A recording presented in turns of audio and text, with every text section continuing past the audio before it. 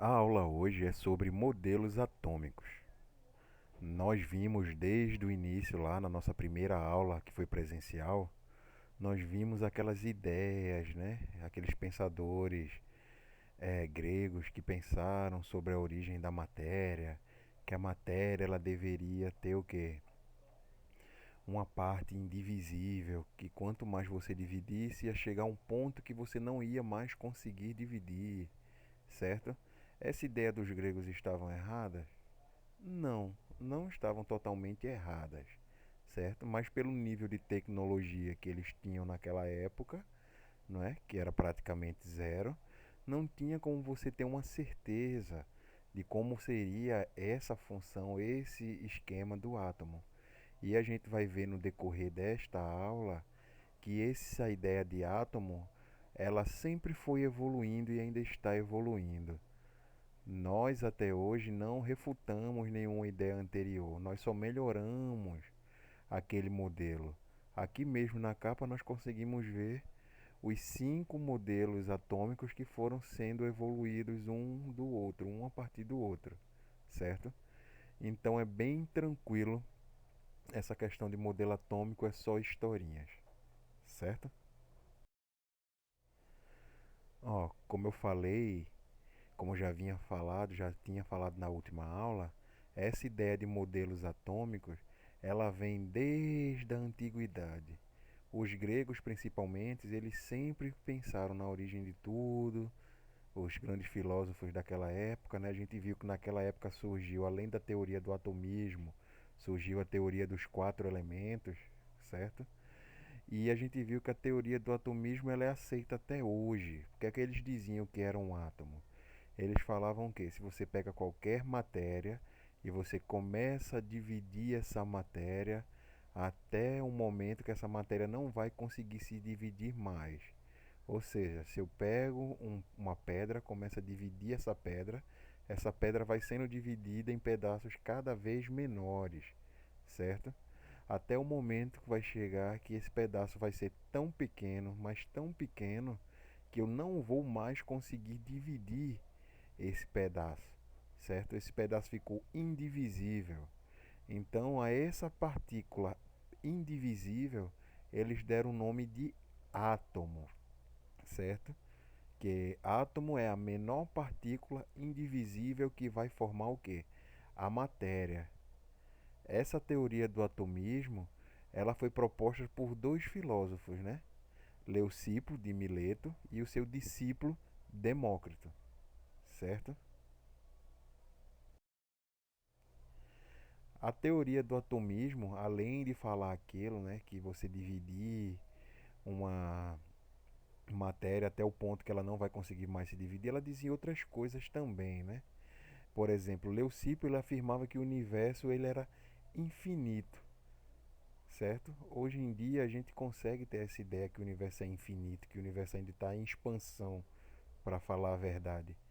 E ele dizia que esse universo infinito ele era formado por duas partes, uma parte vazia e uma parte cheia.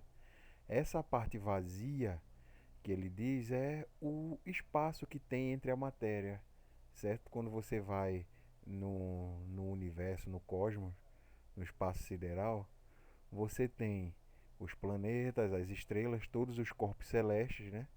Que tem matéria, que tem massa. Essa seria a parte cheia do universo. E a parte vazia seria o espaço que você teria entre essas partes cheias, entre esses corpos, certo? E isso também valia para aqui também, para a Terra mesmo. Porque você tá aí com seu celular, você tem o seu celular na mão assistindo a aula e você tem um espaço entre esse celular e seu rosto e seu corpo, por exemplo. Isso ele dizia também que isso aí era a parte vazia, certo? Só que a gente sabe que não é bem assim, porque aqui no planeta nós temos o quê? Não temos parte vazia de nada, tudo é repleto, é cheio de alguma coisa. No nosso caso aqui, nós temos o quê? O ar, os gases, certo? Então Leucipo ele já dizia isso, ele já afirmava isso, que o universo ele era infinito, certo? E ele era formado por uma parte vazia e por uma parte cheia, certo? Na parte cheia do universo ele representava a matéria, como falei, né? Tudo que tem massa. O que é a matéria? Tudo que tem massa e ocupa um lugar no espaço. Então, a matéria, ela estaria o quê? As partículas fundamentais, né, que são os átomos, certo? Tudo o que a gente toca, tudo que tem massa, os planetas, as estrelas, desde a menor partícula, que é a partícula fundamental que eles chamam de átomo, até corpos complexos como planetas gigantes, massivos, certo? Então, como eu falei, essa teoria do átomo, do atomismo, ele afirmava o quê? Uma matéria, ela pode ser dividida em partículas menores até o ponto que essas partículas elas não podem ser mais divididas, certo? A isso aí eles deram o nome de átomo. Do grego, esse nome átomo, você tem duas partes aí, o a, que é de negação, certo? E o tomos, que é divisão. Então você tem o átomo, ou seja, sem divisão ou indivisível, certo? Então você teria a menor partícula ou a menor porção indivisível, a menor partícula sem divisão, certo? Então, só relembrando rapidamente o que são a teoria do atomismo. A teoria do atomismo, ela foi dita por Leucipo e Demócrito, que dizia que o universo tinha uma parte vazia e uma parte cheia, além desse universo ser infinito, certo? E essa parte maciça, cheia, ela era o que? Massa, certo? Matéria. E essa matéria, se a gente conseguir dividir, ela vai chegar a um momento que ela não vai ser indivisível, que é o que a gente chama de átomo.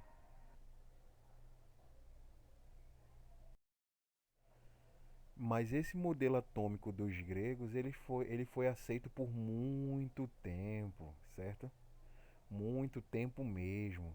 Só foi lá em 1808 que outro modelo ele foi proposto, né? Esse modelo foi proposto por John Dalton. John Dalton, ele foi um químico inglês que ele viveu entre 1766 e 1844, certo?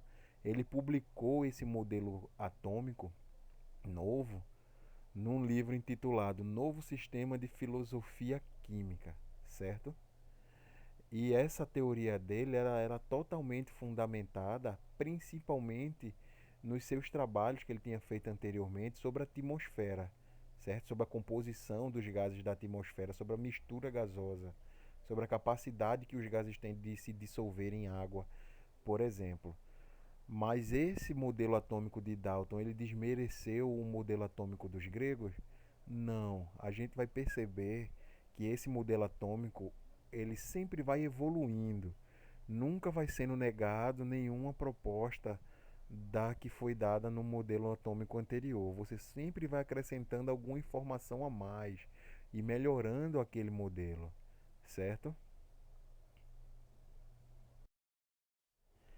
O que é que o modelo atômico de Dalton dizia?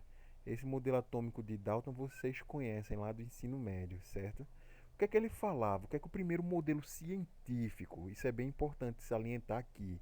Aquele modelo que a gente tinha visto antes, aquele modelo do pensamento, né, grego, que dizia que o átomo era uma partícula indivisível, né, que a menor partícula indivisível que compõe a matéria, ele era um modelo filosófico, ele não era embasado em nenhum princípio científico, ele não era embasado por nenhuma experimentação científica, certo? Era só questão de pensamento mesmo, que os gregos eles ficavam pensando sobre tudo que acontecia no universo, certo? Agora, a partir desse modelo de Dalton, a gente tem um primeiro modelo científico do átomo, certo? Primeiro modelo científico, porque como a gente viu, Dalton ele propôs esse modelo através de experimentações, né, dos trabalhos dele que ele fazia. Ele trabalhava com a composição atmosférica, ou seja, com a composição dos gases que compõem o ar que a gente respira, certo? E como esse ar ele se dissolvia em água, em líquidos, certo? Então esse primeiro modelo atômico aqui de Dalton, de John Dalton, ele é o primeiro modelo científico, certo? Ele dizia o que? Ele dizia que todas as substâncias elas são constituídas de pequenas partículas esféricas e indivisíveis, certo?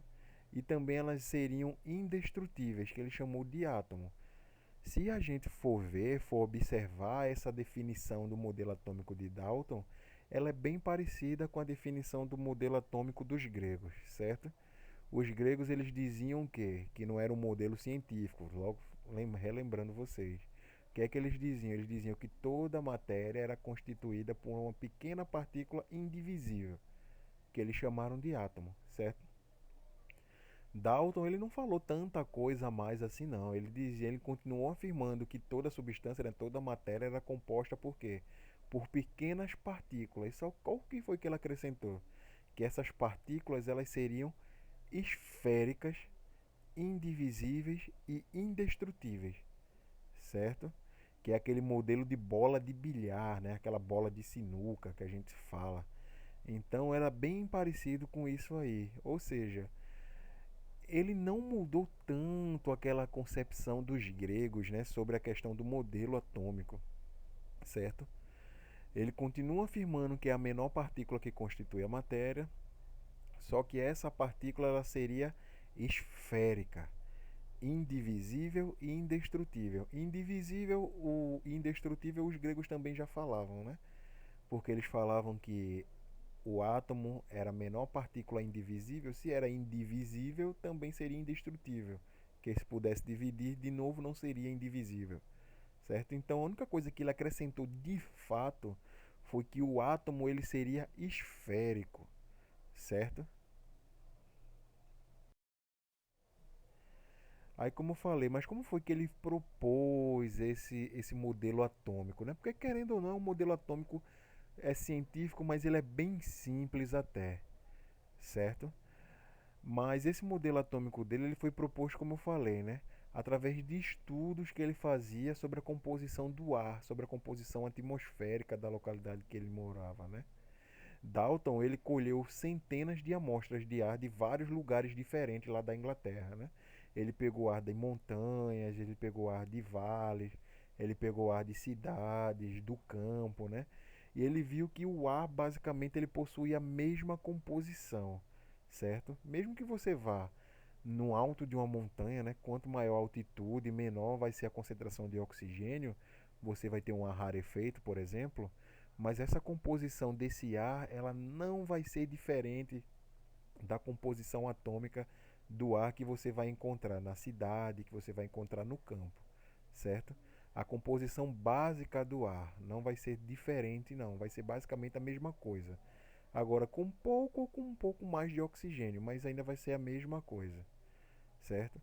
Então, a partir desses estudos, ele percebeu várias características interessantes, certo? A primeira é que eles possuíam a mesma composição, ou seja, ele tinha o mesmo tipo de átomo, o mesmo tipo de átomo que compunha o ar que ele respirava no campo, era o mesmo tipo de átomo que ia compor o ar lá do topo da montanha, ou era o mesmo tipo de átomo que ia compor o ar lá da cidade, certo?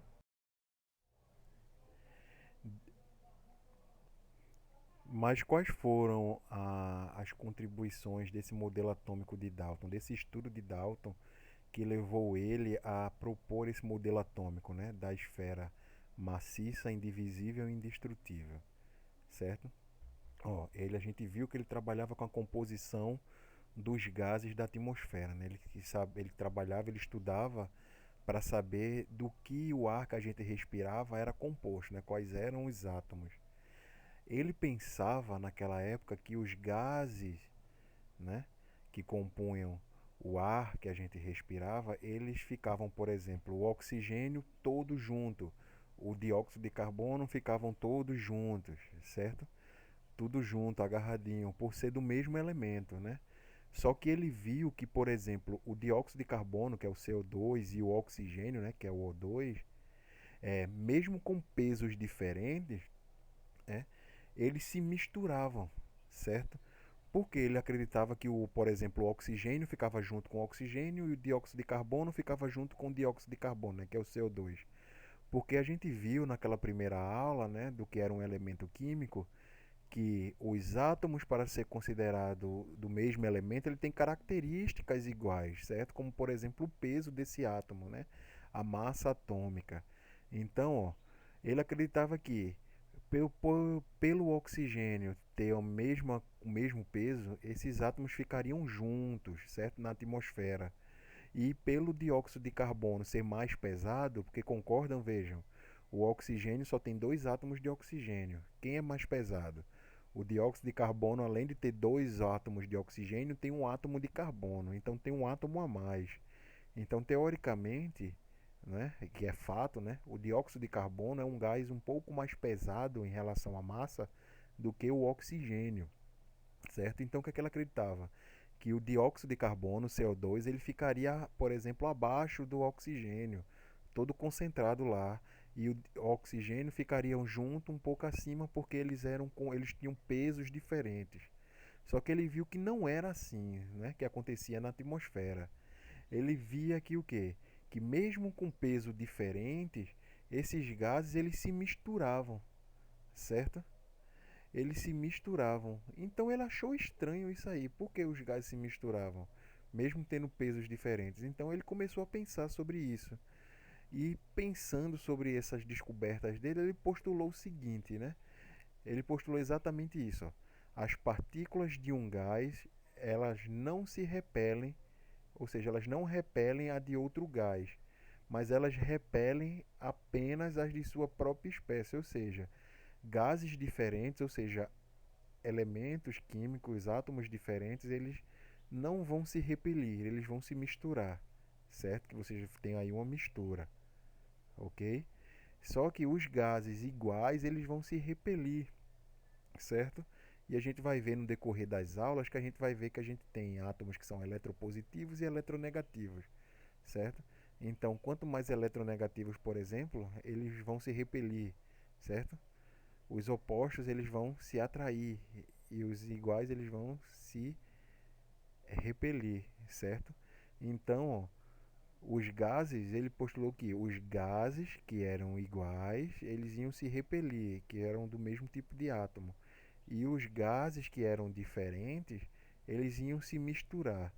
Isso levou ele a supor que o quê? Que um gás ele consiste de pequenas partículas, né, separadas umas das outras, certo? Que podem ser em pequenas distâncias ou não, porque até então a gente falava, quando você sente o vento, por exemplo, batendo, você não vai sentir pequenas partículas batendo em você não, você vai sentir só o quê? Você vai sentir uma massa de ar batendo, então você acha que aquilo é uma coisa homogênea, certo? Assim, que é composta por um único gás, uma única substância, certo? Então, ó, ele percebeu com esses estudos que o ar, certo? Que está na atmosfera, ele é composto por várias partículas diferentes. E essas partículas diferentes, ele deu esse nome de átomo, certo? Só que até então ele não sabia como era esse formato desse átomo, certo? Por isso que ele deduziu que o danado do átomo ele tinha o quê? Um formato esférico, certo? Porque na natureza a maioria das coisas naturais tem um formato esférico, certo? Naturalmente tudo tem um formato esférico na natureza, a não ser aquelas coisas que são feitas pelo homem, mas a maioria das coisas são esféricas, certo? Você vê pela composição dos planetas no universo, por exemplo, dos planetas, das estrelas, tudo são o quê? Tem formato esférico. Você não viu nenhum planeta quadrado por aí, pelo menos eu nunca vi, certo? Mas Dalton ele não parou por aí, não é? Além disso aí, dessa descoberta que ele teve, né? Porque ele viu que os gases diferentes não se misturavam, ou se misturavam, e os gases iguais não se misturavam. Então ele viu, se os gases diferentes eles vão se misturar, significa que esses gases eles são compostos por partículas pequenas, certo? Que são indestrutíveis e não se dividem, por isso que ele se mistura, certo? Porque se fosse uma coisa só maciça, eles ficariam um mais pesado embaixo e um mais leve em cima. Só que não só foi isso que essa teoria de Dalton falou para ele, não. Esses estudos trouxeram, não, né? A teoria atômica de Dalton, envolvendo esse conceito de átomo, né, como é, uma partícula esférica, indivisível, né, indestrutível, ela foi baseada basicamente em quatro ideias principais. Desses estudos de Dalton, ele tirou quatro ideias principais. Preste atenção nisso aí, que provavelmente eu vou cobrar essas quatro ideias aí em prova. Anotem no seu caderno aí e bote essa observação, e vou cobrar também no exercício que a gente vai fazer depois aqui dessa aula, certo? Quais eram essas quatro princípios, essas quatro ideias, certo? Que fizeram Dalton gerar esse modelo atômico dele, certo? A primeira era o seguinte: ó, os elementos eles são formados por pequenas partículas indivisíveis e indestrutíveis que ele chamou de átomo, certo? Então, ó, como eu falei, Dalton ele tinha aquela questão de achar que, por exemplo, o ar era uma coisa só, certo? Não era uma mistura. Então, quando ele analisou, ele viu que o ar era composto por várias partículas, e essas partículas elas se misturavam. Essas partículas diferentes se misturavam e as partículas que eram igual se repeliam, certo? A isso ele deu o nome de átomo. Então essa foi a primeira ideia, a primeira conclusão que Dalton tirou dos seus estudos com a atmosfera, com os gases atmosféricos, certo? Qual foi a segunda ideia, né? O segundo princípio foi o que? Todos os átomos de um dado elemento, eles são idênticos, certo? Tendo a mesma massa atômica. É aquilo que a gente viu na nossa primeira aula, certo? O que era um elemento químico. Um elemento químico era o quê? Um átomo que tem as mesmas características. Uma dessas características é o quê? A massa atômica. A gente viu que raio atômico, várias outras coisas também. Mas nessa época aqui ele não sabia, ele não tinha como saber dessas outras características do átomo, certo? Então, ó, ele propôs que todos os átomos de um dado elemento, né, eles são idênticos. Como eu falei, o átomo de ferro vai ser igual a qualquer outro átomo de ferro. O átomo de oxigênio vai ser igual a qualquer outro átomo de oxigênio, e assim por diante, certo? Que vai dar a identidade desse átomo, desse elemento químico, certo? Então, ó, desde aí a gente já está vendo, a primeira ideia dele a gente viu que não estava totalmente correta, né? Que a gente sabe que o átomo ele não é indivisível e ele não é esférico, certo? Que a gente vai ver nos outros modelos atômicos. Mas a gente sabe que isso aí, essa segunda parte aí, já é bem aceita e ainda continua. Por exemplo, que os elementos eles são idênticos, eles são iguais. A gente vai ver que tem alguma variaçãozinha quando você ganha ou perde elétron, mas isso aí não vai modificar o elemento vai ser o mesmo, só que ele vai estar mais eletropositivo ou mais eletronegativo, que a gente chama de cátion e ânion, que são os íons, certo? Que a gente vai ver nas próximas aulas também, certo? Qual é a terceira ideia desses estudos de Dalton, né? Que foi que ele disse? Ó, os átomos de elementos diferentes, eles têm o quê? Massas atômicas relativas, ou seja, massas atômicas diferentes. Se no segundo ponto ele disse que todos os átomos do mesmo elemento eles são idênticos, eles são iguais, ele postulou também que os átomos de elementos diferentes são diferentes. É meio que lógico isso aí, não é? Ou, por exemplo, ele quis dizer o quê? Que o átomo de oxigênio ele é diferente do átomo de hidrogênio, por exemplo, ou aquele gás que ele estava estudando. Por exemplo, o oxigênio era diferente do dióxido de carbono. E por isso eles se podiam se misturar, certo?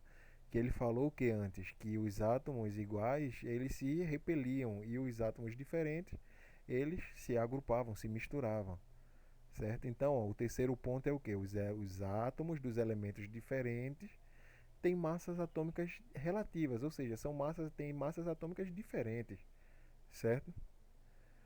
O quarto ponto aí, a quarta ideia de Dalton no estudo deles era o que? Os átomos de um dado elemento podem se combinar com átomos de outros elementos para formar compostos. Isso a gente viu lá também na primeira aula, certo? Que era uma substância simples e uma substância composta, certo? A gente viu que as substâncias simples são substâncias que são formadas por um mesmo tipo de átomo. E as substâncias compostas são substâncias que são formadas por átomos diferentes. Foi isso aí que Dalton já propôs lá naquela época lá, certo? Ele dizia o quê? Que os átomos de um dado elemento, eles podem se combinar com átomos de outros elementos para formar composto, certo? Bem tranquilo isso aí, né? As ideias até agora parecem bem bestas, né? Mas são bestas por quê? Porque a gente já conhece, já tem séculos até de estudos sobre isso aí. Mas imagina naquela época, sem todo esse conhecimento que a gente tem hoje, como é que ele ia se propor uma coisa dessa aí. Então ele é digno de mérito, muito mérito mesmo, certo? Agora, esse quarto ponto aí tem uma característica bem interessante, né? Que ele fala, né? Da combinação dos elementos, né? Por exemplo, ó, ao formarem um composto, né? Ou seja, se juntarem mais de um átomo, né? Os átomos eles vão se combinar mantendo relações de números inteiros e pequenos, certo? Ou seja, os átomos quando eles se combinam, eles vão formar proporções. Que proporções são essas? Por exemplo, um para um para 2, 2 para 3. Como assim? Vê só, essa proporção de um para um. Eu tenho um átomo de oxigênio. Esse átomo de oxigênio vai se juntar com outro átomo de oxigênio, certo? Aí eu vou ter o gás oxigênio. Esse gás oxigênio, ele está na proporção de um para um, entenderam? Ou seja, o O2, que é formado pelo quê? Pelo um oxigênio mais um oxigênio, certo? Outro exemplo aí, bem tranquilo também. O H2O, que é a água. A água ela é formada por o quê? Por um átomo de oxigênio e dois átomos de hidrogênio. Então você vai ter uma proporção de quê? De um para 2, certo? E assim sucessivamente, certo? Então, ó, ele percebeu também que esses átomos eles se combinavam com proporções, certo? Então, para eu ter o gás oxigênio, todo gás oxigênio, toda molécula de gás oxigênio que eu observar, ele vai ter essa proporção de um para um, ou seja, um átomo de oxigênio ligado a outro átomo de oxigênio. Ele percebeu o quê? Que toda molécula de água que eu fosse analisar, ela teria a mesma proporção, né, que era de 2 para um. Toda molécula de água que eu pegar, independente de onde vinha essa água, sempre vai ter dois átomos de hidrogênio e um átomo de oxigênio, certo? Então, ó, bem interessante essa questão aí, certo?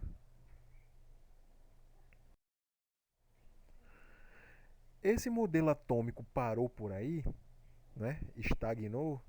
Não, né? Como tudo na ciência, mesmo que você descubra uma coisa agora revolucionária, nova, que está correta, essa coisa aí, esse estudo, ele nunca vai parar. Você sempre vai ter outros cientistas trabalhando em cima para tentar melhorar aquilo que você descobriu, certo? E o modelo atômico também não era diferente, não, certo? Então, ó, vários outros cientistas continuaram trabalhando em cima desse modelo atômico, beleza? Então, um desses cientistas que acreditavam nessa questão aí, que o modelo atômico ele poderia ser melhorado, foi Thomson, certo? Thomson ele propôs um novo modelo atômico em cima daquele modelo atômico que foi proposto por Dalton, certo? Ó, muito antes da época de Dalton, né, já havia evidências que apontavam que a matéria ela deveria ser divisível. Ou seja, muito antes de Dalton já havia sinais, né, de alguns estudos de outros cientistas que o átomo ele não seria uma esfera maciça e indivisível, que o átomo ele seria composto por mais de uma parte, ou seja, você ainda poderia dividir esse átomo, certo? Só que até então ninguém sabia o que era, quais seriam essas partes, certo? Essas partes começaram a ser elucidadas através dos trabalhos de Thomson, certo? O que é que ele fazia? O que é que ele trabalhava? Primeiro, uma das primeiras evidências para a existência de subpartículas atômicas foi a existência de cargas elétricas, certo? Como assim a existência de carga elétrica? Quando eu falo carga elétrica, vem o que na cabeça? Eletricidade. Eletricidade lembra o quê? Elétrons. Então, a eletricidade, a corrente elétrica, por exemplo, nada mais é que os elétrons correndo através de uma superfície, de um fio de cobre, por exemplo, certo?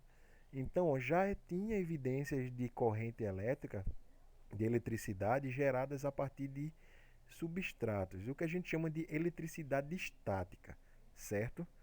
Porque, por exemplo, o que é que acontecia? Você pega, por exemplo, feito o desenhozinho aqui embaixo, você pega uma bexiga de festa, ela não tem carga elétrica nenhuma, aparentemente. Você esfrega essa bexiga de festa no próprio cabelo, por exemplo, e ela vai ficar magnetizada, basicamente. Ela vai ter o quê? Ela vai ter carga elétrica associada. Então, quando você coloca essa bola de festa, de novo essa bexiga, perto do cabelo que é leve, ela vai atrair o seu cabelo, ela vai atrair os pelos do seu braço, por exemplo.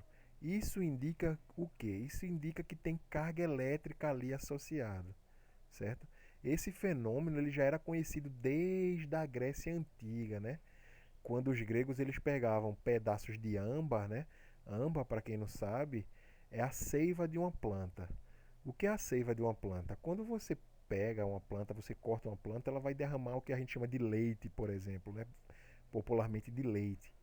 Algumas plantas, esse leite ele vai ficar sólido, certo? Vai virar como se fosse uma pedra, um cristal.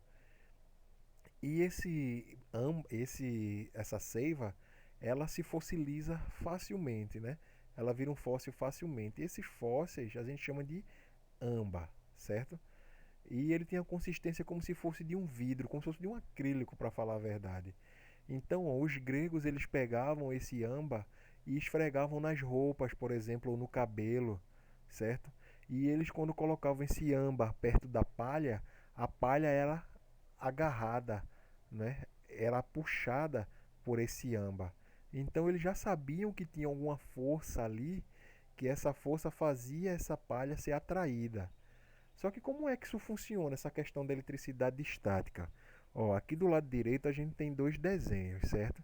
Ó, a gente tem uma bola aqui cheio de esferas positivas, né, com maisinho vermelho, né?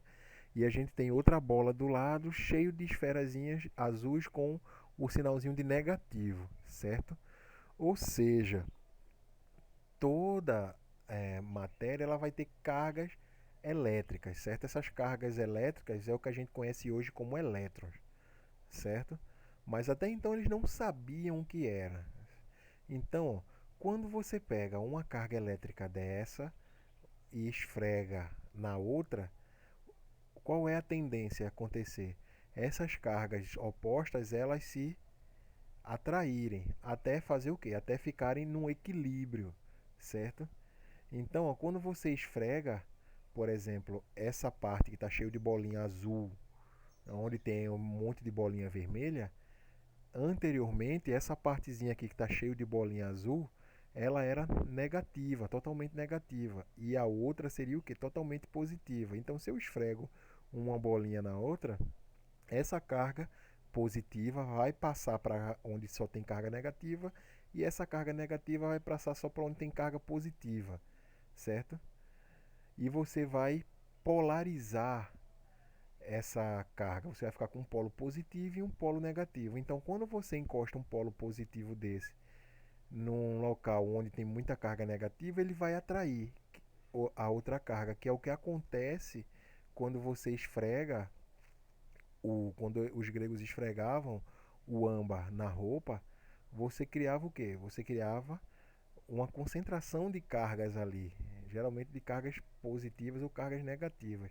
Então, quando eles encostavam na palha, essa palha ela era atraída, porque a questão da diferença de cargas ela leva o quê? O oposto, o negativo ser atraído pelo positivo, e o positivo ser atraído pelo negativo, certo?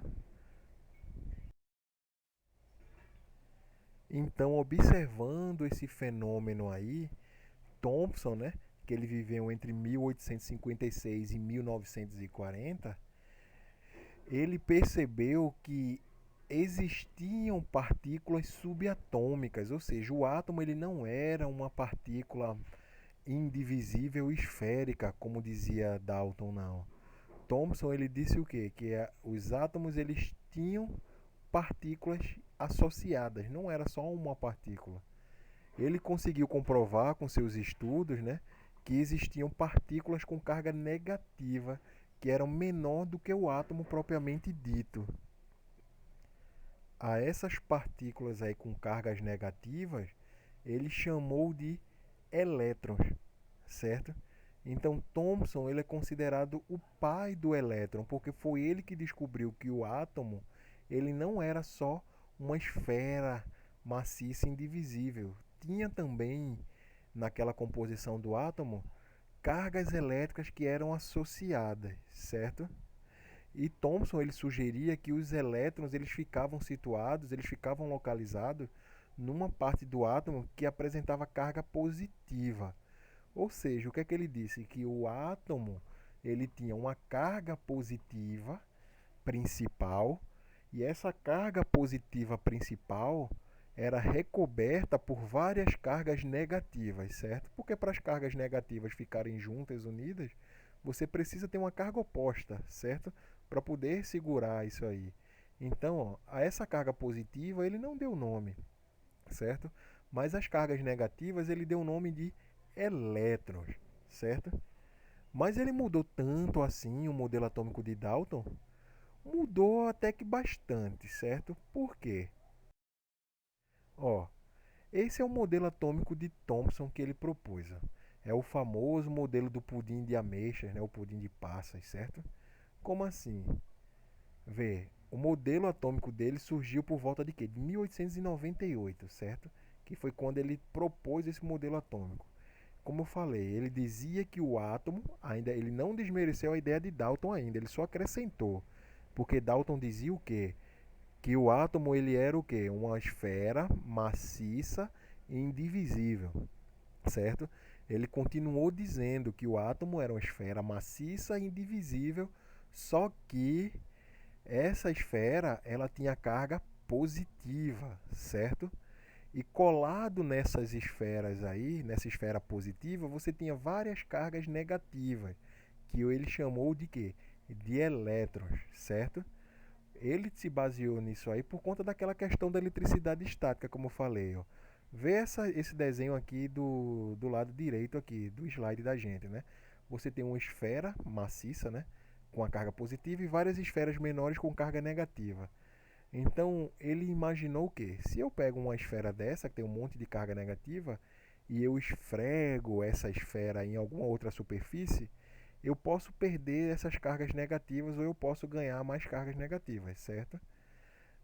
Só por fricção mesmo. Se eu fiz isso e eu perdi carga negativa, eu fiquei mais positivo. Então, se eu encosto essa esfera num local que tem carga negativa, ela vai atrair, certo? Então, ó, foi utilizando esse modelo de eletricidade estática que Thomson ele sugeriu esse tipo de modelo aí, que é o de pudim de ameixa, né? O pudim de passas, certo?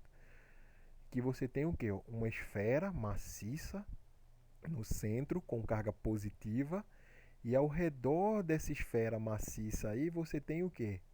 Você tem várias cargas negativas associadas. Essas cargas negativas que estão associadas é o que nós chamamos de elétron. Ele chamou de elétron, então ele é considerado o pai do elétron, certo? Então, ó, a primeira ideia de átomo foi concebida onde? Foi concebida lá na Grécia, certo? Pelos filósofos. Eles diziam que a matéria teria uma parte maciça e indivisível e deram o nome de átomo. Aí veio Dalton, né, com suas ideias lá, seus estudos dos gases, e viu que esses átomos eles eram que esferas, certo? Maciças e indestrutíveis, certo? Aí depois veio Thomson e disse que essa esfera que Dalton propôs, ela teria uma carga elétrica. E essa carga elétrica ela seria uma carga positiva, certo? Então, ó, essa carga positiva seria recoberta por várias outras cargas menores negativas que ele chamou assim de elétrons, certo? Então, ó, o modelo de Dalton para vocês decorarem aí é o modelo de bola de bilhar e o modelo de Thomson é o modelo de pudim de ameixas ou pudim de passas, como vocês quiserem aí, certo? Thomson, ele acreditava o quê? Que a carga do átomo ele era nula. Aquilo como eu falei, né? Se você tem uma carga positiva e você junta com a carga negativa, você vai anular essa carga. Então, Thomson acreditava que o átomo ele tinha carga nula. Por quê? Porque você tinha uma carga positiva com várias cargas negativas. E se você tem um negativo com positivo, você neutraliza, certo? Beleza?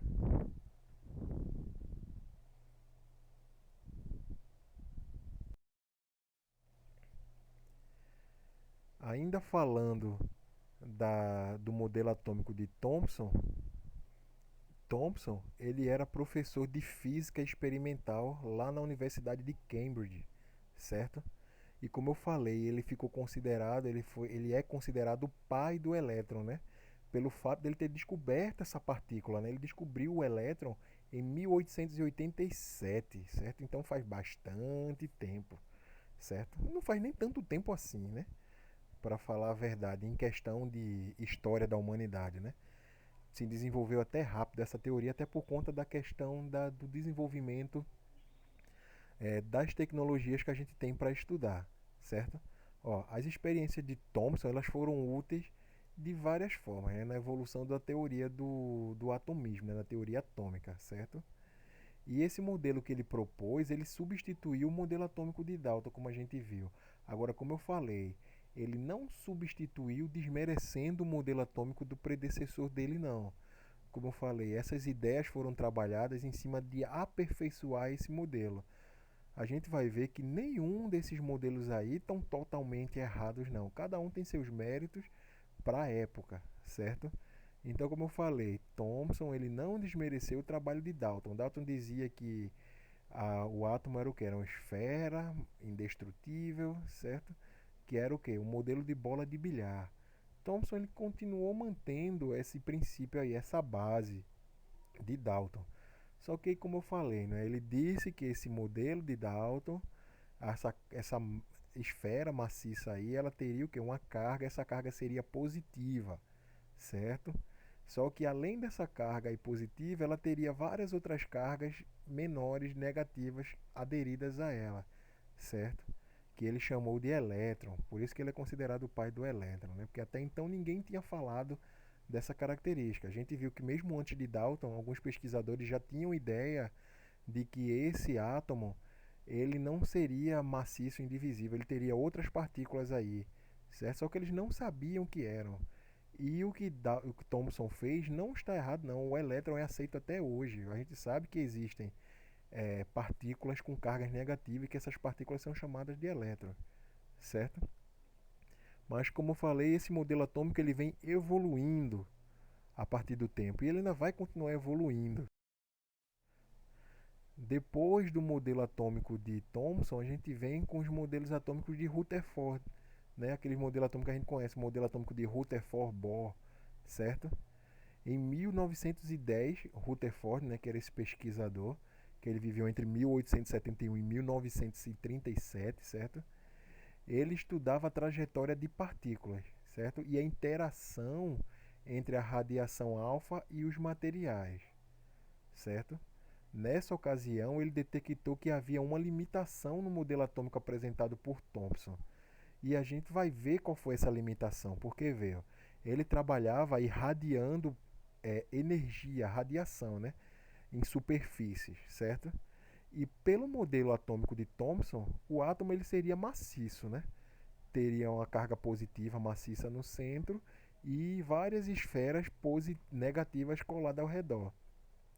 Então, se eu tenho esse esquema aí, teoricamente, né, do átomo, então se eu pego alguma folha de algum metal, como por exemplo o ouro, é, e incido radiação em cima dessa faixa aí, dessa camada, essa camada, essa radiação, ela vai ser o quê? Vai ser refletida, porque um átomo ele estaria ligado ao outro e não teria espaço para essa radiação passar entre esses átomos, por exemplo, ela seria refletida por esses átomos, que ficariam como se fosse uma parede.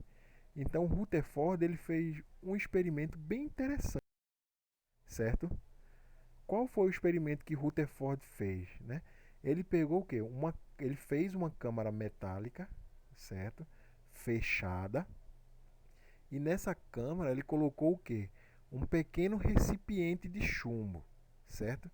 Com fragmentos de polônio. Vocês vão entender. Isso aí parece complicado, mas não é não. Vê só. Na frente desse recipiente, né, que tinha uma abertura, ele posicionou uma lâmina de ouro bem fininha, certo? Ele pegou uma lâmina de ouro bem fininha, né, e recobriu com sulfeto de zinco, certo? Ó, esse desenho de baixo aí, ó, ele botou uma lâmina de ouro ali bem fininha, certo? E ao redor dessa lâmina de ouro ele colocou uma câmara fechada, certo? Com chumbo revestido de polônio. Mas para que isso? Vocês vão ver. E aqui, ó, pode ver na frente do desenho, você tem uma fonte de energia, uma fonte de partícula alfa, ou seja, essa fonte aí ela vai emitir radiação, certo? E o que era para acontecer se o átomo fosse igual ao átomo de Thomson falava, ou de Dalton mesmo? Como esses átomos eram maciços, certo? Essa radiação ela bateria nessa folha de ouro e seria refletida, certo? E só marcaria, porque essa radiação quando ela bate no chumbo que é revestido por polônio, ela vai ficar o quê? Com as marcazinhas, certo? Com marcas onde a radiação bateu, certo? Então, essa radiação ela só poderia marcar o quê? O início, a parte da frente dessa folha de ouro, certo? Ou seja, essa radiação bateria e voltaria, certo? E marcaria a parte da frente, nunca marcaria a parte de trás. Porque o átomo não era maciço, ele não teria como passar essa radiação, certo? Ela seria refletida. Ó, como é que isso aconteceu? Isso aí seria o esquema, né? Vê só, se concentrem só nessas bolas verdes, esqueçam essas manchinhas pretas no meio, certo? O que é que esse experimento fez? Essa camada aí é a camada de folha de ouro, certo? Que é bem fina. Mas mesmo fina, você tem vários átomos ali, certo? Então, se você tivesse o átomo como Thomson dizia, lembrem, olhem, observem só essa bolinha verde, esqueçam o centro aí, certo? Essas bolinhas verdes estão uma colada com a outra, não tem nenhum espaço, né, para passar alguma coisa. Então essa radiação, o que é que aconteceria? Essa radiação ia incidir sobre essa bolinha aí, que é o átomo, né, segundo eles, bateria e voltaria, certo? Só que não foi o que aconteceu. Alguns desses raios, ou pelo menos a maioria desses raios, ultrapassaram essa folha de ouro e marcaram o recipiente de chumbo na parte de trás, em vários locais. Vê só, lembra do modelo atômico que a gente tem hoje em dia? Você tem um átomo, né? Que nesse átomo você tem um núcleo, certo? E ao redor desse núcleo você tem os elétrons migrando ao redor, certo? Então, ó, esses pontinhos pretos aí são os núcleos dos átomos, certo? Que Thomson dizia que era positivo. Então, a maioria dos raios eles passavam ao redor, passavam entre esses átomos e iam marcar a caixinha lá atrás. Então ele percebeu o quê? O que foi que Rutherford percebeu? Que esses núcleos atômicos, né, que era essa esfera positiva que Thomson dizia que era grande, ele era muito menor do que eles imaginavam, certo? Porque para poder passar o raio entre essa folha de ouro, ele teria que ser muito menor do que ele imaginava. Ele desmentiu a ideia de Rutherford? Não. Só que ele disse o quê? Que o átomo ainda continuaria tendo um núcleo positivo, certo? Só que esse núcleo positivo ele seria muito menor do que se imaginava.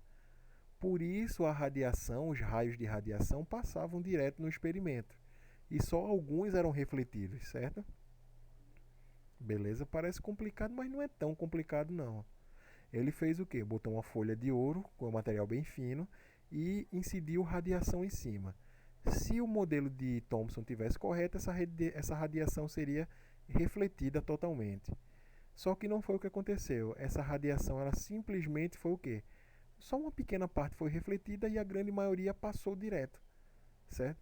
Então ele percebeu que esses átomos eles não eram totalmente maciços, como se pensava até então. Ele tinha um átomo, ele tinha um núcleo, só que era bem pequeno, certo? Por isso essa radiação passava direto, ok?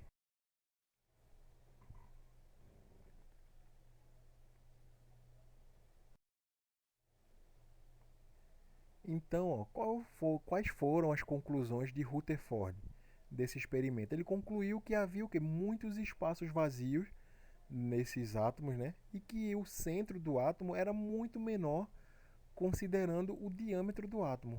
Então ele percebeu o quê? Que o átomo ele continuaria sendo daquele tamanho, só que ele teria um núcleo. E esse núcleo seria bem menor do que se imaginava, certo? Ou seja, o átomo era formado por um núcleo, né? Onde havia uma carga positiva bem concentrada lá no centro, certo? E ele também, além desse núcleo concentrado lá no centro, com a carga positiva, ele teria uma eletrosfera, certo? Que se concentrava ao redor, ou seja, ele já deu aquele modelo que a gente já conhece, né? Que o átomo tem um núcleo e ao redor desse núcleo é que as cargas elétricas negativas ficam ao redor, certo? Como se fosse um sol e os planetas ao redor desse sol, certo? Só que Rutherford ele não sabia do que o núcleo ele era constituído. Viram? Que em nenhum momento eu disse que ele desmentiu totalmente a ideia de Thomson. Ele simplesmente acrescentou informações àquela ideia ali. O que foi que ele fez? Simplesmente ele disse que o núcleo continuaria ali, certo? Seria positivo, só que esse núcleo seria menor do que o normal. E ele, em hipótese alguma, ele disse que não existiam elétrons. Ele disse que os elétrons continuavam existindo, só que esses elétrons eles não ficavam ligados somente no núcleo. Eles ficavam ao redor, em uma órbita ao redor desse núcleo, certo?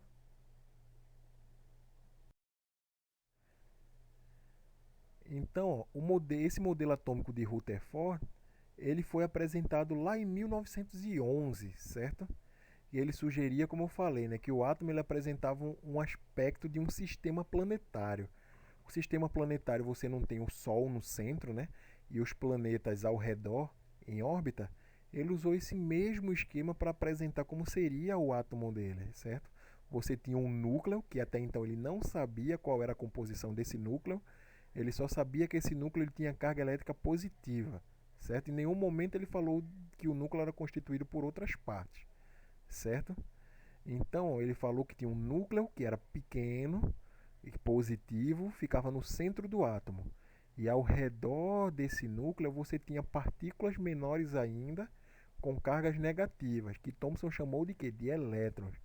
E esses elétrons, eles ficavam migrando, né? Ficavam em órbita ao redor do núcleo, certo? E nesse modelo, esses elétrons vão girar, certo? Ao redor do núcleo. Eles não vão ficar parados, certo? Eles vão ficar girando, como os planetas ficam girando, orbitando o Sol, né? Ficam orbitando o Sol, os elétrons também vão ficar orbitando o núcleo, beleza? Ah, professor, mas você não falou que era aquele modelo de Rutherford-Bohr? Sim, o modelo final vai ser o modelo de Rutherford-Bohr. Só que como eu falei, esse modelo ele vai ser o quê? Vai evoluindo. A gente viu que desde os gregos, passando pelo primeiro modelo científico de Dalton, a evolução desse modelo científico de Dalton proposta por Thomson, e agora a gente viu a evolução do modelo de Thomson proposta por quê? Por Rutherford, certo?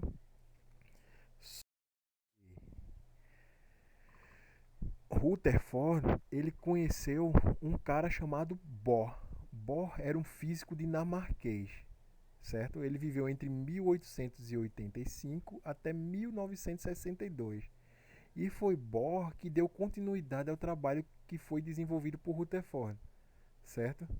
Eles eram amigos e ele pegou o trabalho de Rutherford e só foi estudando um pouco a mais, foi estudando e acrescentando algumas coisas que estavam faltando, certo?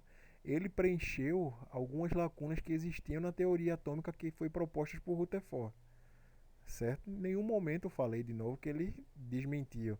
Ele só preencheu as lacunas, certo? Algumas coisas que faltavam, que estavam meio obscuras, ele foi preenchendo com os estudos dele, certo? E por isso, depois que Bohr fez esses estudos, acrescentou algumas coisas ao modelo atômico de Rutherford, é que a gente conhece esse modelo atômico como modelo atômico de Rutherford-Bohr, certo? Mas quais foram essas como é que se diz, quais foram essas contribuições de Bohr para esse modelo de Rutherford. Pensem bem lá qual era o modelo de Rutherford-Bohr que vocês lembram, né? Se você for puxar da sua memória, você vai ver que tem algumas diferenças entre esses modelos. E qual é essa diferença?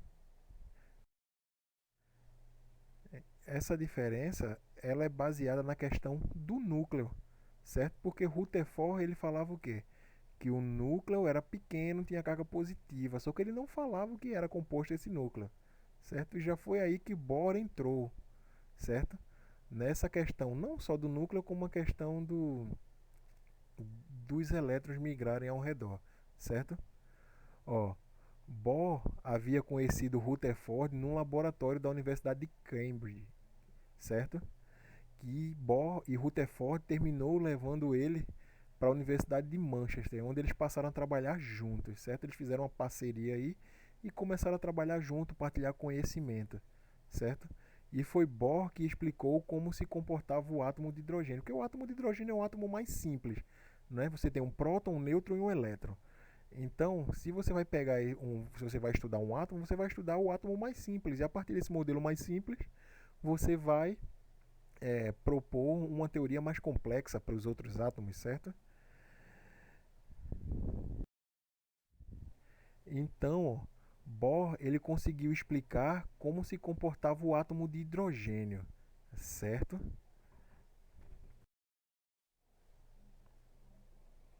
E o que esses experimentos querem dizer? O que é que esses experimentos vão me dizer sobre os experimentos de Bohr, né? Sobre os resultados de Bohr, certo? Aquela questão de você acelerar o elétron até ele perder toda a sua energia. O que é que isso quer dizer? Quando Bohr começou a fazer esses experimentos, ele começou a perceber algumas coisas bem interessantes, certo? Tenho certeza que vocês já ouviram falar em camadas eletrônicas, né? A gente tem lá K, L, M, N, O, certo? Então, essa questão de camadas eletrônicas foi proposta justamente por Bohr.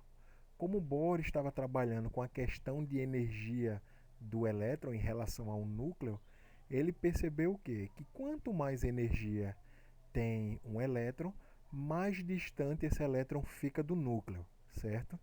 E quanto menos energia tem esse elétron, mais próximo do núcleo esse elétron fica.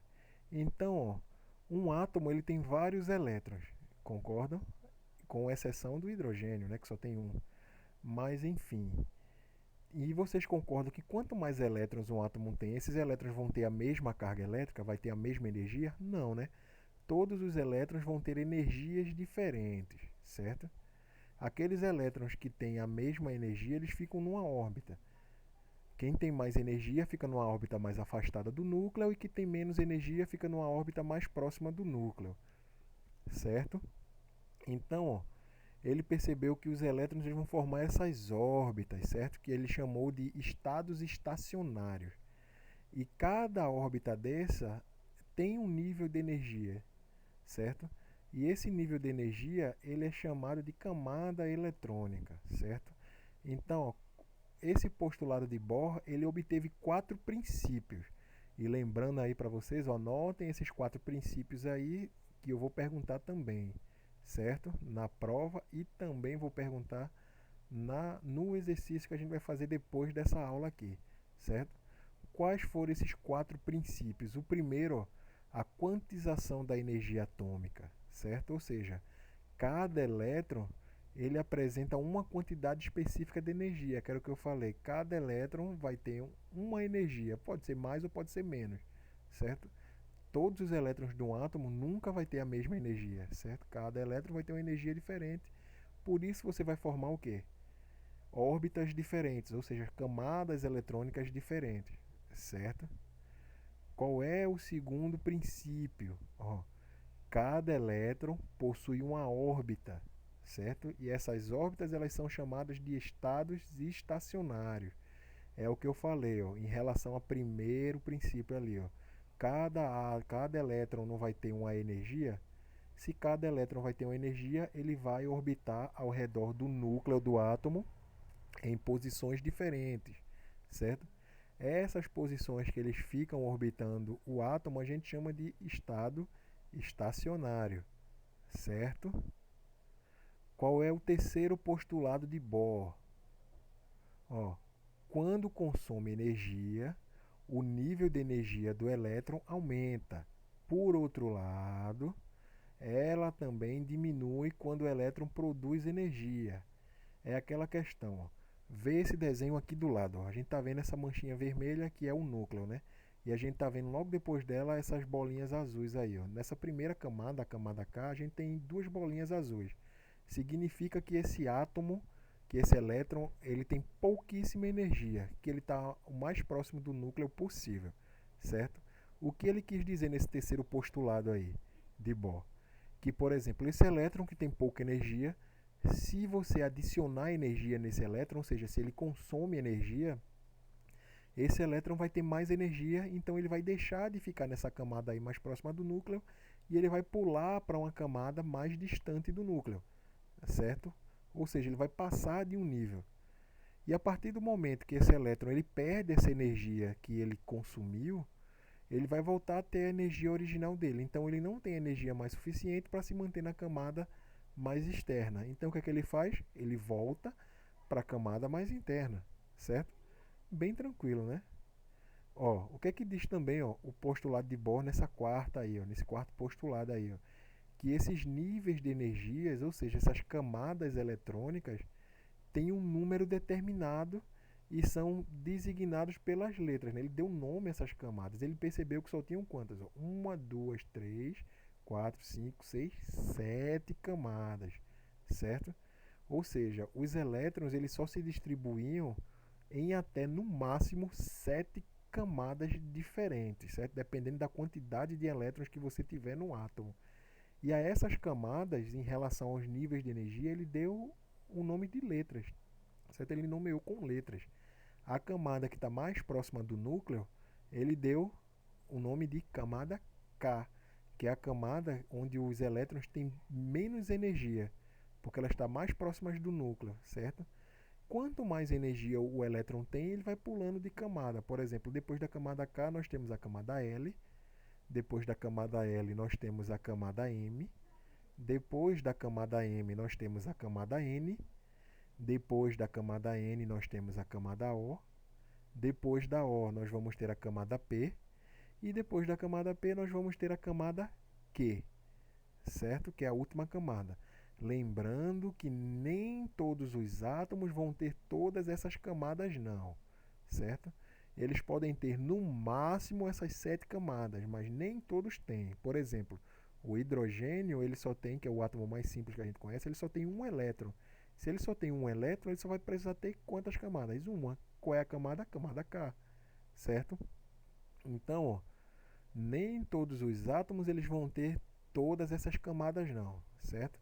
Ele pode ter uma, duas, três, ou quatro, ou cinco, ou seis, mas ele só pode ter no máximo sete. Você não vai encontrar nenhum átomo com 8, 9, 10 camadas não. Só sete, tá bom?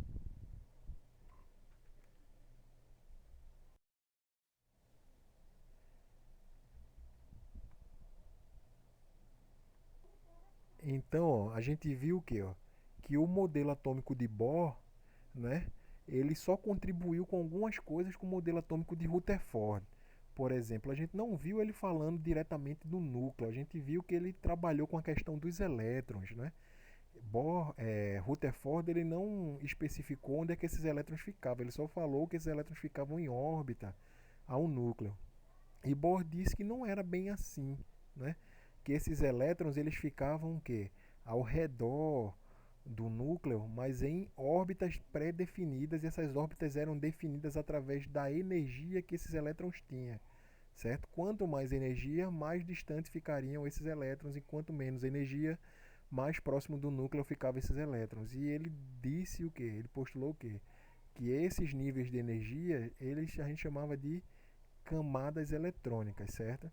Só que esse modelo atômico de Bohr, mesmo com toda a contribuição que ele gerou, né, com o conhecimento, com a pesquisa dele, deixaram ainda algumas lacunas. Aí eu pergunto a vocês, quais são essas lacunas?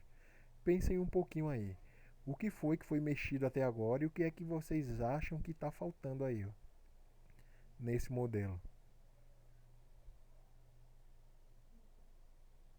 Pronto, dei tempo de vocês pensarem. justamente, a gente não falou ainda do núcleo, né?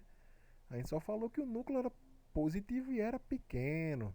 Exatamente. Então, ó, está teoricamente faltando a questão do núcleo, que a gente sabe que o núcleo ele é composto pelo quê? Por prótons e por nêutrons. Até então a gente não ouviu falar nada disso, né? Então, quem foi o primeiro que veio falar sobre essa questão atômica aí do núcleo atômico? Então, justamente, nem Rutherford nem Bohr, eles tinham concretizado alguma coisa, né, sobre o núcleo. Claro que eles pensaram a respeito do núcleo, sim, né?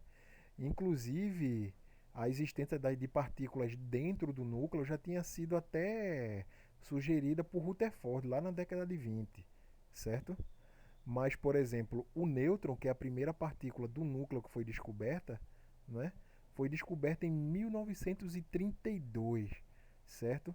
Por um cientista inglês também, chamado de James Chadwick, certo?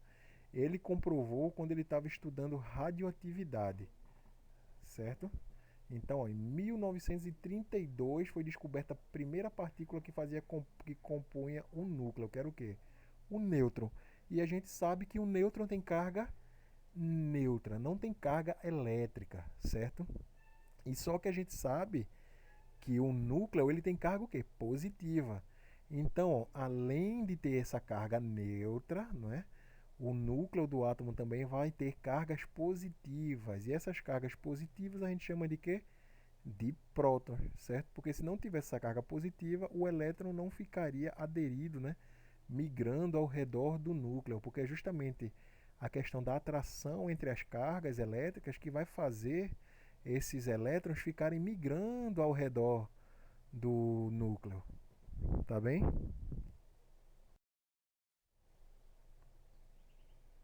Então, essa questão do átomo, a questão do modelo de Rutherford-Bohr, é aquela, né, que a gente viu. A gente viu que a partir do momento que eles foram desvendando os modelos atômicos, a gente percebeu que eles foi evoluindo, evoluindo desde a ideia dos gregos, né, até chegar nessa ideia de modelo atômico de Rutherford-Bohr, certo? Que era o quê? O que você tinha um átomo que tinha um núcleo positivo e tinha elétrons migrando ao redor desse núcleo e que cada elétron ele tinha o quê? Cargas elétricas diferentes e por isso eles se organizavam no que a gente chama de camadas eletrônicas, certo? E depois foi descoberto que além dessa carga positiva que era o próton, né, que ficava dentro, que ficava fazia parte do núcleo, nós tínhamos também uma carga neutra, né, que a gente chamou de nêutron, certo? Só que esses modelos aí, eles explicavam direitinho o que ocorria no átomo de hidrogênio, que era um átomo mais simples que existia, né, que você tem o quê? Um próton e um nêutron no núcleo e um elétron só ao redor. Só que essa teoria dele, né, esse modelo dele era bem inadequado para esclarecer o que acontecia com outros átomos que tivessem dois ou mais elétrons, certo? E foi a partir da evolução dos trabalhos realizados por Planck e Albert Einstein que demonstravam que a luz possuía características de onda e de partícula, que essa questão desse modelo atômico ele foi mudando, ele foi modificado, né, para o modelo atômico atual, que é o modelo que a gente chama de modelo de nuvem eletrônica. Ah, tá, mas o que é que tem a ver a questão de ondas e partículas aí com esse modelo de nuvem eletrônica aí, né? É bem viajada essa questão aí, né? Pois é, mas vocês vão ver que não muda tanto assim, não. Mas muda bastante na questão do entendimento de como funciona a mecânica quântica, né? Que isso aí a gente já está passando para a questão de física quântica. Isso aí é bem complicado. Você olha isso, ó, né? Mas não, é bem tranquilo até. Pelo menos a explicação é tranquila, não é? Não o funcionamento em si. Mas como é essa questão aí da nuvem eletrônica, né? Que eu não entendi direito, né, professor? Essa questão de onda e partícula, né, da luz. O que é que tem a ver com o átomo isso aí, né? Ó, em 1924, né, Louis de Broglie, né, ele sugeriu que o elétron, né, que até então era considerado uma partícula, certo? Que teria massa sempre, né, contínua, né? Ele tinha propriedades, certo? E ele tinha propriedades parecidas com uma das ondas, certo? Então por isso que a gente está se referindo à luz, né? Porque a luz não é uma onda, certo? Então os elétrons eles tinham propriedades, certo?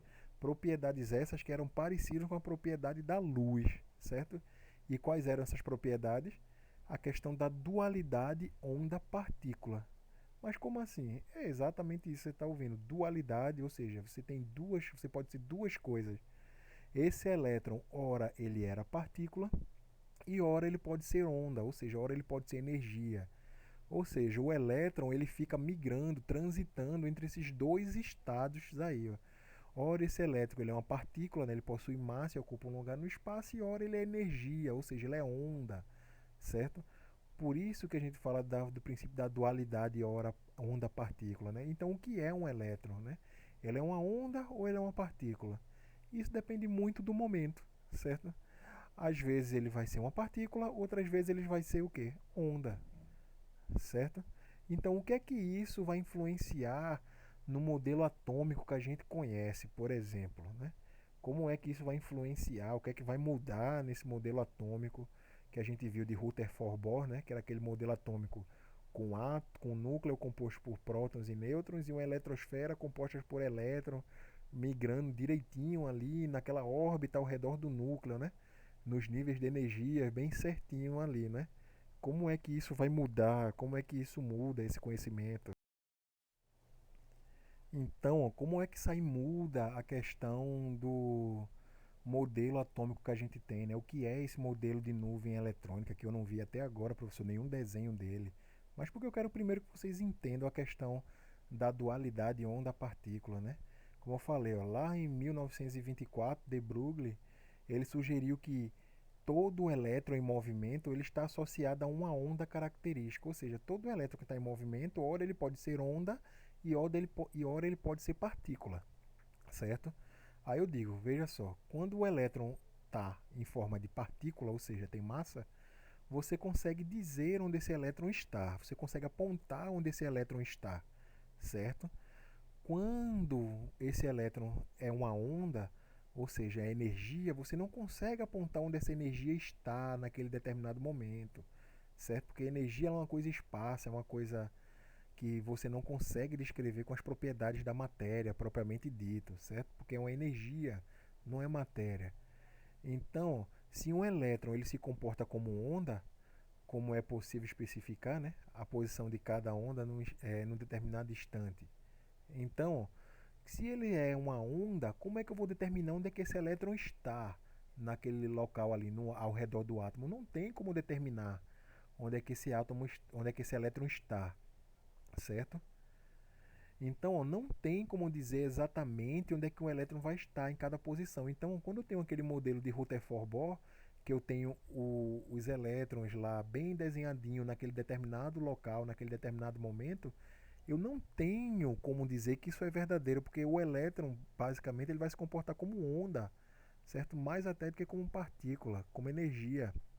Então, como eu não sei onde é que vai estar aquela energia ali, eu não posso caracterizar, não posso apontar um local exato de onde vai estar o quê?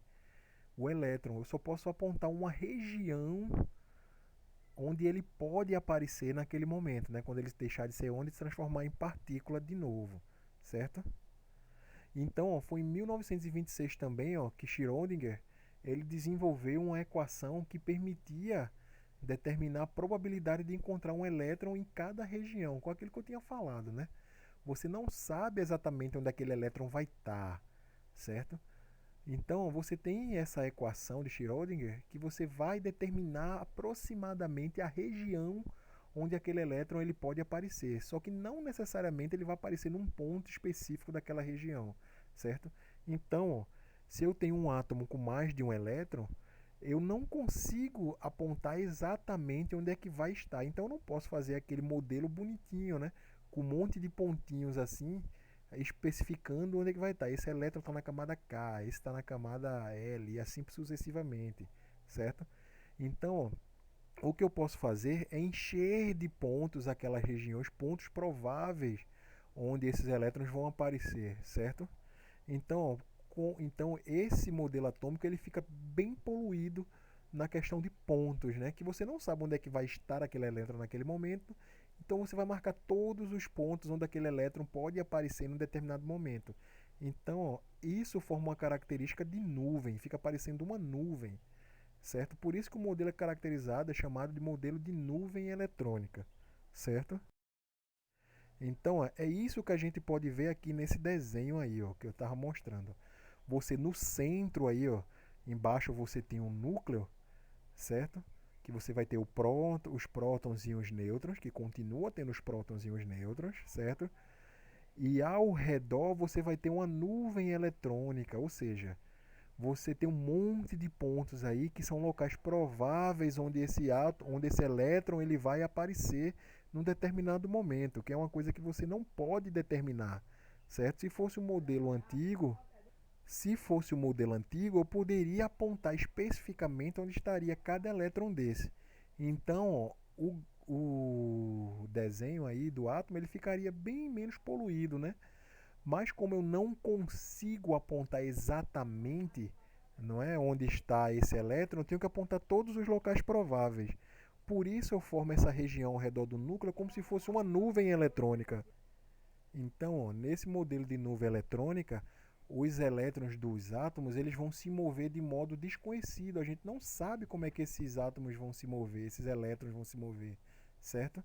E eles se movem em altas velocidades e por isso ele vai formar uma nuvem, certo? E o que a gente chama de nuvem eletrônica, é uma nuvem de elétrons, certo? Que você não consegue ver, você não consegue apontar exatamente esse local.